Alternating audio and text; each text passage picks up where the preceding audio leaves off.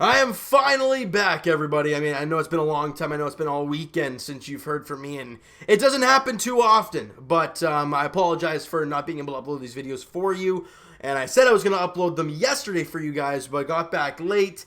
Got back today, actually, and as you can see by the nose, a little bit of burnt there, and I'm burnt all over. It's a rough one. I'm feeling really rough right now, but here we are, and we're going to talk about the last 3 games by the Blue Jays, all 3 against the Baltimore Orioles, the 4-game series against the O's, which ended in a 2-2 split, Jays winning the first 2, Orioles winning the second 2, and that's how it ended, all right? So let's talk about the first game real quickly here. Jays won it 5-2, and we're feeling great. It was a bullpen day for the Blue Jays. Wilmer Font went 2 good innings, gave up 1 hit, got a couple strikeouts. He did a really good job in his couple innings. And Nick Kingham did an amazing job in his 3 innings, 2 hits, 1 walk, and a couple strikeouts. He's been very good as a Blue Jay in an ERA of 3 as a Toronto Blue Jay. He's been great. Gavilio had a tough time, though. Gave up 3 hits and 2 runs. Not a great job for him in his inning in 2/3. Tim Meza faced a couple batters.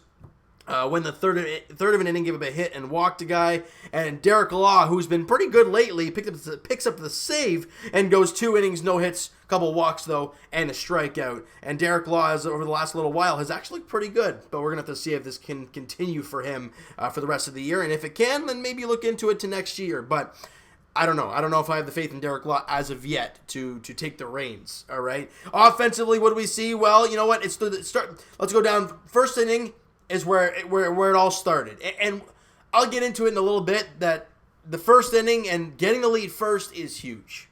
And the Blue Jays in the very first inning, Vladimir Guerrero Jr. gets an RBI single, and boy, oh boy, was this a thing to come. Over the last little while, Vladdy's been fantastic, but in the remaining few games, he was incredible again. He went 1 for 3, he had the RBI single there at the top of the first. A couple batters later, Freddie Galvis knocks in Vladimir Guerrero Jr. with an RBI single of his own. And the Blue Jays are up 2-0 in the first inning. We're feeling real good. Top of the 4th inning, Freddie Galvis up, and he crushes one deep to right field, and it's gone. 3-0 lead for the Blue Jays. Freddie Galvis with a solo shot. All right, top of the 6th, Brandon Drury up in a 2-1 count, and he pulls one to left center, and it's gone. The Blue Jays bring in the big offense right now. It's now a 4-0 game, and then Chris Davis hits a 2-run shot and makes it a 4-2 game. We're like, okay, let's calm down a little bit. Then top of the 9th inning with Freddie Galvis on, Derek Fisher comes up and hits an RBI single to center field, bringing in Galvis for the insurance run, and the Blue Jays win it 5-2. So stats-wise, what do we see in that ball game? Well, Bichette went 1 for 4 with a walk. Not an eye-opening experience, but again, got a hit and got on base twice. Good to see for both at the top of the lineup. All right, Lourdes Gurriel 1 for 4 with a run scored. Vladdy 1 for 3 with an RBI and a run scored and a walk. And Freddie Galvis with the big day in that one. 3 for 4 with a home run, 2 RBIs and 2 runs scored. He had a good day. Brandon Drury 1 for 4 with an RBI, and Derek Fisher 1 for 4 with an RBI as well. All right, so quickly we're going to go to game 2 of the series because, I don't want to dwell on these games too much because they've already happened a couple days ago and you guys already know what's going on and all that stuff. All right, they lost 6-4 on Saturday to the Baltimore Orioles. And again, the Jays got out in front early.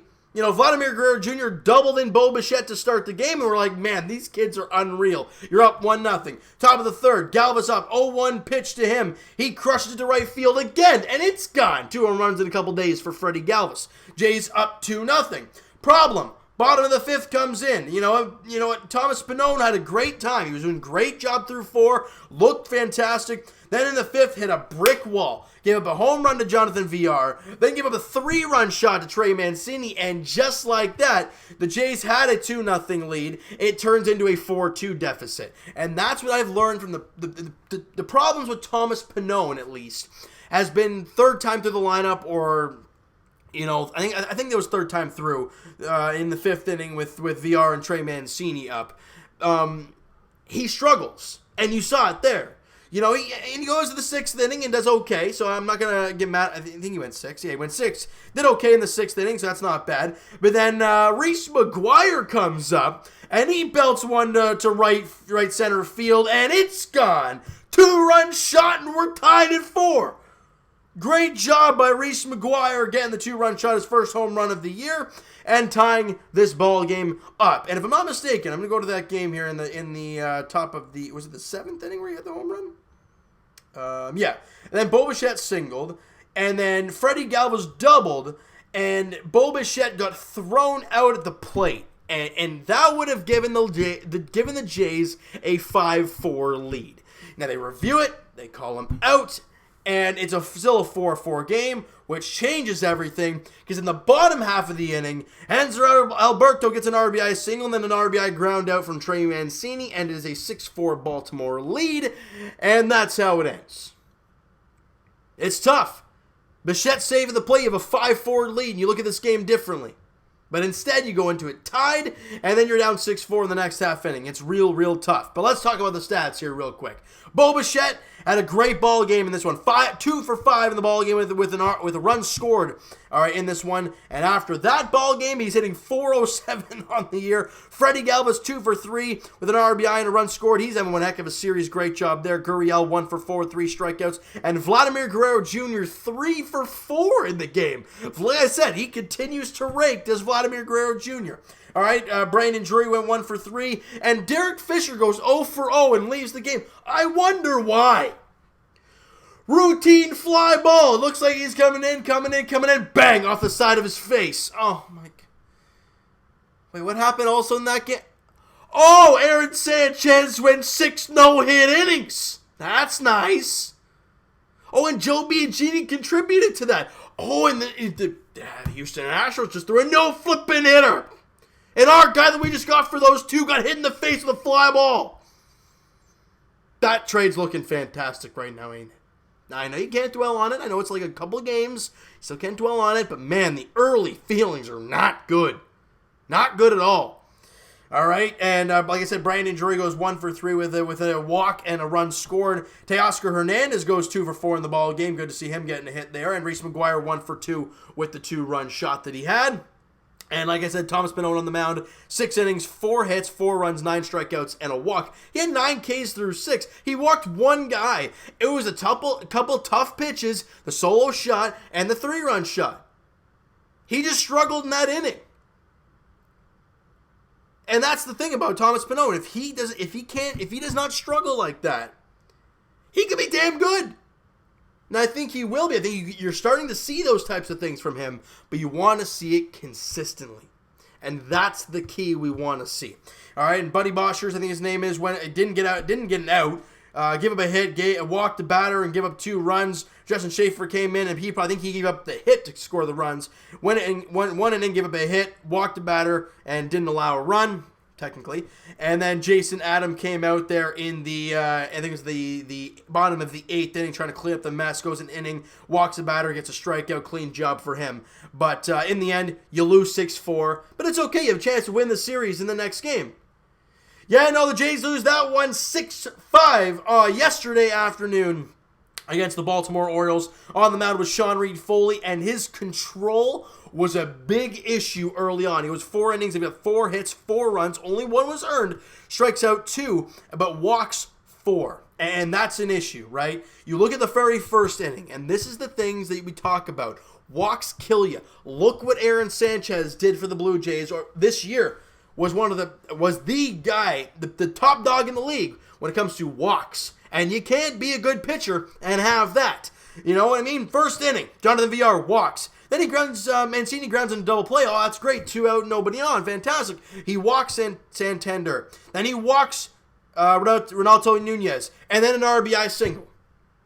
3 walks in the first inning. Over the 4 innings that he pitched, he had 4. He only walked 1 the rest of the way. You know what I mean? You got to look at it from this, and then it's just you can't give anybody free passes. I don't care who you're playing. Anytime you walk a batter, it's just giving the other team another opportunity. You just can't do that. You know what I mean? Other than in that inning, though, he gave up that RBI single, but then in the bottom of the second, he struggled. You know, but again, after that, though, after the error by Bo Bichette, which allowed Chance Sisco to come in to score on that play.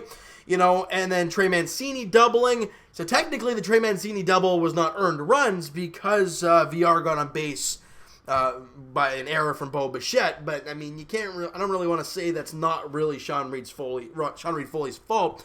But, because he gave up the 2-run double. So that's just that. But, whatever, stats are stats. I just didn't think he was great early on. You look at the 3rd and 4th innings and he was a lot better.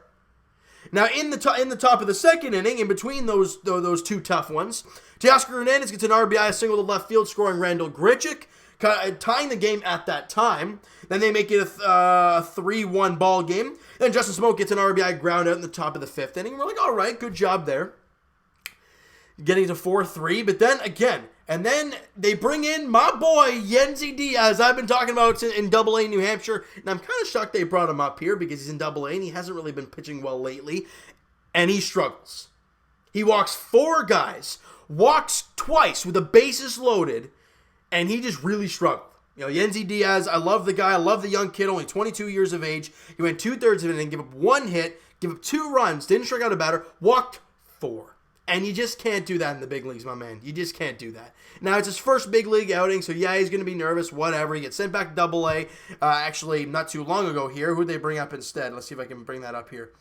I guess I can't. But they brought up somebody else instead. It was Brock Stewart, I think it was. Somebody they just claimed off of waivers. So that's the whole spiel on that, on Yennsy Diaz. But then in the top of the 7th, and then, by the way, after that, it makes it a, I think it's a 7-2, 6-2 game or something like that. And it's pretty much over, we all think, right, going into the 7th. But the Blue Jays, they don't go out quietly.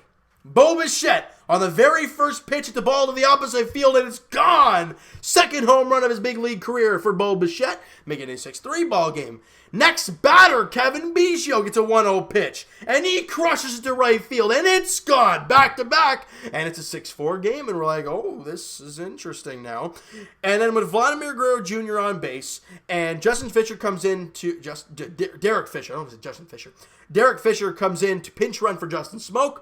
Randall Grichuk then doubles to left field. Vladdy comes in, and Fisher ends up at third. The Jays have runners at second and third with 1 out. You got to do a job here and at least get a sac fly or get 1 run home. Hernandez strikes out, and Brandon Drury grounds out, and as I say, you get the opportunity to take the lead, to tie a game late, and if you don't capitalize, you probably lose, and that's what happened there. You had the opportunity with second and third, 1 out, down by 1. Teoscar Hernandez strikes out, Drury grounds out, and the rest of the ball game is history. I think the Blue Jays go 3 up, 3 down in the 8th, and they get an infield single, but then Grichuk singles, you have a tying run at third, you can't get a clutch hit, Hernandez strikes out to end the ball game. It happens. You don't capitalize on your on other teams' mistakes and on your opportunities, you're gonna lose, and that's what happened. Let's go to the stats here real quick and have a little chit-chat about them. So we talk about Sean Reid-Foley and Yennsy Diaz. Buddy Boshers came out in that game after giving up 2 runs in the last game. Went an inning and a third, gave up 1 hit, didn't walk a batter, and struck out 2. He was pretty good in that one. Good job there from him. Tim Meza continues to impress me. He went an inning, didn't give up a hit, didn't walk a batter, didn't strike out a batter, didn't give up any runs. Clean job for Tim Meza, dropping his ERA to 3.92, and then Ken Giles comes out just to give him some work. Goes an inning, no hits, 1 walk, and a strikeout. Great to see him back out there, though.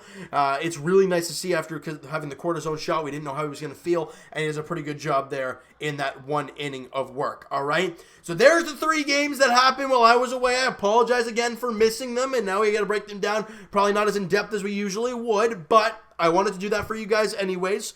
All right? Now we talk about the 3-game set coming up against the Tampa Bay Rays down in Tropicana Field. Yippee! Starting tonight, Jacob Waguespack on the mound against Charlie Morton. That's not a good matchup. 12-3, Charlie Morton with a 2.78 earned run average against Jacob Waguespack, 2-1 with a 4.80 ERA. So, with the young guys doing real well, with Vladdy swinging the bat extremely well lately. Oh, so I didn't even talk about the bats in that 6-5 victory, because there were some good ones. Bo Bichette went 2 for 5 with an RBI again. Vladdy went 3 for 5 with a run scored. Biggio 1 for 4 with the home run. And Randall Grichuk went 4 for 5 in the ballgame. Hernandez 2 for 5. We struck out 3 times, but 2 of them were in huge situations. That's the things you look at in a ballgame, all right? So those are the things there. And Vladdy's hitting now 279 on the year. Bo's hitting 406. incredible for these young players, swinging the bat extremely well. All right, so we talk about Game 1 against Tampa. Game 2 goes on Tuesday. Right now, it's supposed to be Trent Thorne out for the Blue Jays. Probably going to be a bullpen day for the Rays. Now, that might have been a Ryan Stanek type of day, but he got traded, so I don't know what the heck they're going to do on Tuesday night at 7:10 at Tropicana Field. Wednesday afternoon, 1:10 first pitch. Brendan McKay looks like he's on the mound for the Rays in that one, and we have no idea who's going to be pitching for the Blue Jays that day, so we'll have to wait and see. All right, now not some great news. We heard about Ryan Barucki heading for a second opinion to Dr. James Andrews, and that's never a good sign. You know why? Because that's the guy who does the whole Tommy John surgery crap. So I'm hoping he says there's no Tommy John. You just got to do this, this, and this. I am praying that's the case for Ryan Barucki. All right.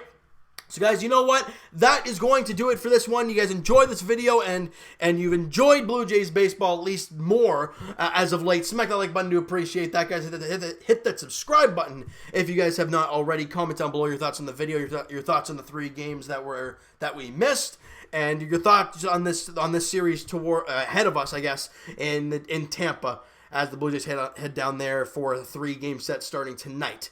I want to hear your guys' thoughts on everything towards this Blue Jays team. The minor leagues, didn't want to touch on them because we missed 3 days worth. That's just, we're going to be talking for half an hour if that's the case, and we don't need that. And things weren't the greatest down there, so we're not going to talk about it. All right, guys. So check out Main Man Mo Buckets on Twitter, Blue Jays Wave on Instagram, guys. Twitter is down below. Follow up, send me a DM, guys. Do all that great stuff. And I will talk to you guys later tonight as the Blue Jays take on the Tampa Bay Rays in Game 1 of the 3-game set down in Tropicana Field. We have seen Vladdy, we have seen Bo dominate Kansas City and Baltimore. Now you're facing a real test. You're facing a really good Tampa Bay Rays team and a really good Charlie Morton. What are we going to see from the Blue Jays there tonight? We're going to have to wait and see. Thank you guys so much for listening and watching. Hope you guys enjoyed this video. Talk to you guys then.